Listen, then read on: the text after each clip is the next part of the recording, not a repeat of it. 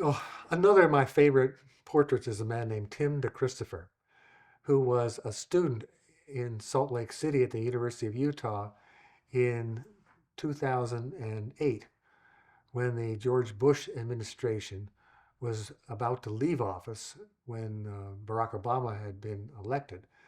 And one of the things that the Bush administration, who was very friendly to the oil and gas and coal industries, wanted to do before they left office was make a gift to the oil and gas and coal industries of public land in this country. That is, this is public land is land that is owned by you and me, by all the people of this country. It does not belong to the government, but often our government allows, private interests to come onto the land and take the minerals or cut the trees or do whatever they want to make a profit, and they basically are allowed to do it.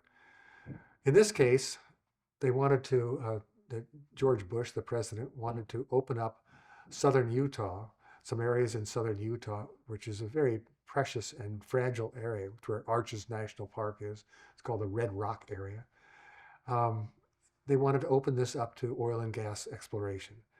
Tim DeChristopher loved that area. He loved to camp there and hike there, and found his spiritual being in that red rock area. So he heard about this lease event coming up where all these big companies were going to bid for the rights to be given, basically, the right to explore for oil and gas and coal in this precious area. He found out where they were going to meet. He was a student with going to school on loans and studying economics. He had, no financial background at all. But he found out where this meeting was going to be, and he went there to protest. He was going to just say to people there how unhappy he was that this was happening. Instead, when he got to the door where it was, they assumed that the only people who knew about it were people who were connected with the companies. And so they asked him if he wanted to come in and bid for one of the parcels. And they handed him, one of these, a pole with a little placard on top that said number 70. So he took that, and it was his entree into the room. And then he saw, when he got in there and the bidding started, he saw what was happening was that all these companies had colluded, and they weren't really bidding against each other. They had already decided who was going to take what. And so for tiny bits of money, $2 or $3 an acre, they were buying all this precious land, not buying it, getting the rights to use it. And he was getting so upset that this was happening that he thought, what could I do? And then he realized he had this placard. I mean, he had a bidding stick. And he started bidding. He bid over $22 million. The man didn't have a penny.